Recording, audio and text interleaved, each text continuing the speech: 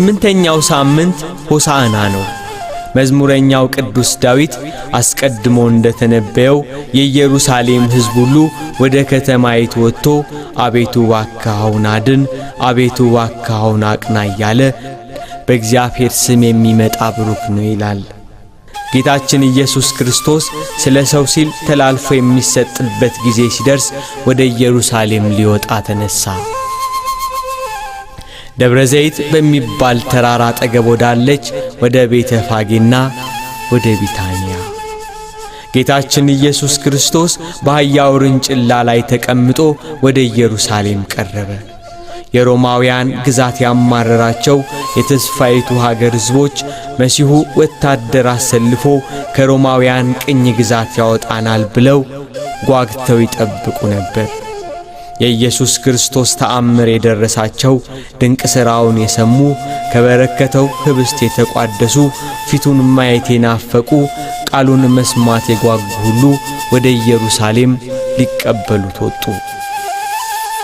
ግርማው ክብሩ ያስፈራቸው የኢየሩሳሌም ነዋሪዎች ተገረሙ። ከተማዋ ይሄ ማን ነው ብላ ተደነቀች። ወደ ደብረ ዘይት ቁልቁለት በቀረበ ጊዜ ሕዝቡ የዘንባባ ዝንጣፊ ይዞ አሁን አድን፣ ሆሳዕና ሆሳዕና፣ በጌታ ስም የሚመጣ ንጉሥ የተባረከ ነው፣ በሰማይ ሰላም በአርያም ክብር አሉ። እየወደቁ ሰገዱለት። በዘንባባ ዝንጣፊ ጨርቃቸውን መሬት እያነጠፉ በእልልታ ተቀበሉት። ከተማይቱ ታወከች። የጌቶች ጌታ በተዋረደ የአህያ ግልገል ተቀምጦ ወደ ኢየሩሳሌም ገባ።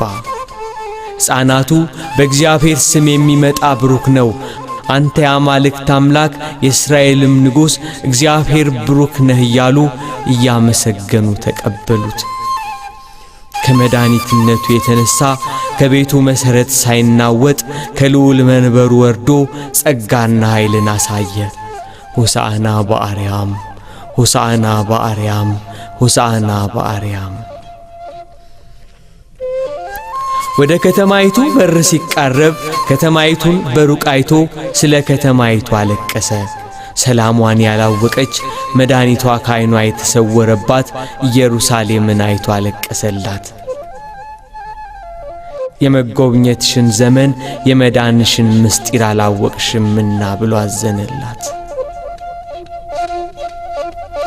ሕዝቡ ዙሪያውን ከቦት ከተማይቱ በሕዝብ ብዛት ተጨናንቃ ሆሳዕና እያሉ እየጮኹ ጌታችን ኢየሱስ ክርስቶስ ስለ አዳም በደል ስለ ሰው ልጆች ኃጢአት ለመስቀል ሞት ተላልፎ ወደሚሰጥበት በመስቀል ወደሚነግስበት ወደ ኢየሩሳሌም ገባ።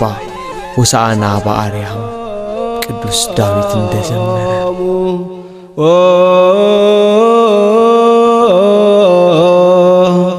ቡሮ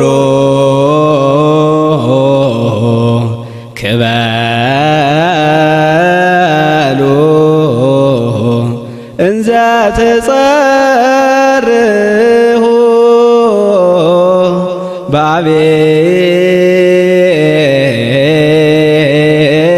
በአብየ ቃል ሆሳዕና በአርያም